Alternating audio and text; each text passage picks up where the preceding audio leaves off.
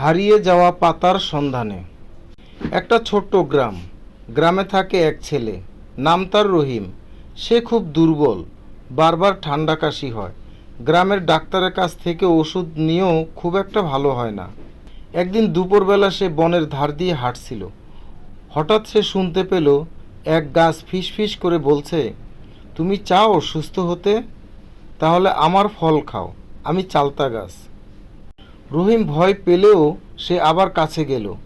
গাছ আবার বলল, আমি চালতা, আমার ফল শরীর ঠান্ডা রাখে, হজমে সাহায্য করে, রক্ত পরিষ্কার করে আর কাশি থেকেও রক্ষা করে।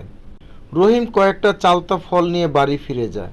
কয়েকদিন চালতা খাওয়ার পরে তার ঠান্ডা কাশি অনেকটাই কমে যায়। সুস্থ হওয়ার কিছুদিন পর রহিম গ্রামের সবাইকে বলে, প্রকৃতি আমাদের ওষুধ দিয়েছে, শুধু জানতে হবে কোন গাছ কী কাজে লাগে। চালতা শুধু ফল না, এটি আল্লাহর দেওয়া এক নিয়ামত। প্রতিদিনের জীবনে এই গাছগুলো আমাদের অনেক উপকার করে। আসুন আমরা সবাই নিয়মিত ফলমূল খাই, সুস্থ থাকি আর আল্লাহর শুকরিয়া আদায় করি। আলহামদুলিল্লাহ। ভালো ভাবুন, ভালো থাকুন। আল্লাহ হাফেজ।